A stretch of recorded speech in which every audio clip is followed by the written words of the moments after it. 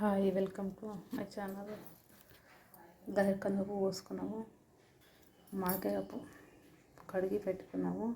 ఇందులో పాలకూర మామిడికాయ పాలకూర మామిడికాయ ముక్కలు, పచ్చిమిర్చి తరిగి పెట్టుకున్నాం. ఇవన్నీ పప్పులో వేసుకోవాలి.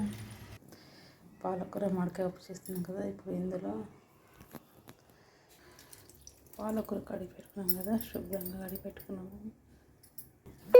వేసుకోవాలి.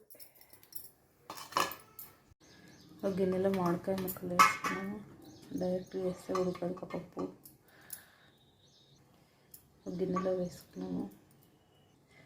పసుపు, చిల్లీస్, మిరపకాయలు,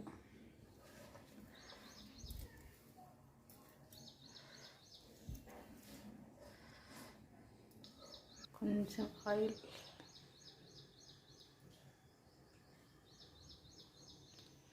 ఇప్పుడు మూత పెట్టేసుకోవాలి.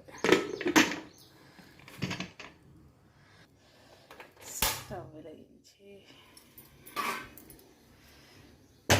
పప్పు పెట్టేసుకొని 3 గిన్నెల తర్వాత పప్పు వేసుకుంటే మామిడికాయ పాలకూర పప్పు రెడీ. పప్పు పెట్టుకున్నాం కదా. ఇప్పుడు మూత తీసి ఇందులో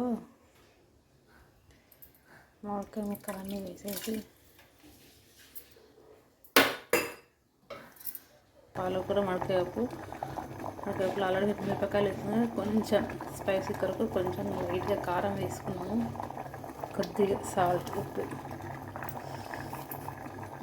ఒక 5 మినిట్స్ ఉడకనివ్వాలి. ఎందుకంటే ఎక్కువ వేసుకున్నాం కదా. కొంచెం 5 నిమిషాలు కొంచెం ఉడికిన తర్వాత పోపు వేసుకుంటే మామిడికాయ పాలకూర పప్పు రెడీ. సింపుల్ రెసిపీ, ఈజీగా చేసుకోవచ్చు. పప్పు ఉడికింది కదా, ఇది దించేసేసి పోపు వేసుకో. పోపుకు బాణలి పెట్టినాము. ఆయిల్ వేసి వేడై ఈ ఆయిల్ కాచిన నూనె కాబట్టి వేస్తున్నా కొంచెము. కదా ఆవాలు, మినపప్పు, జీలకర్ర, ఎండుమిర్చి, కరివేపాకు, కొత్తిమీర, ఎల్లిపాయలు, కొంచెం ఇంగువ. ఇది ఇంగువ చాలా మంచిది కాబట్టి చారులో కానీ అన్నిట్లో వేసుకుంటాం.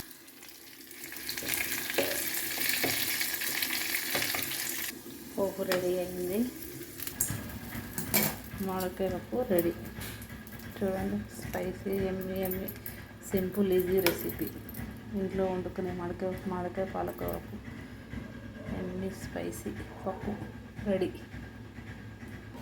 Thank you for watching. Thank you.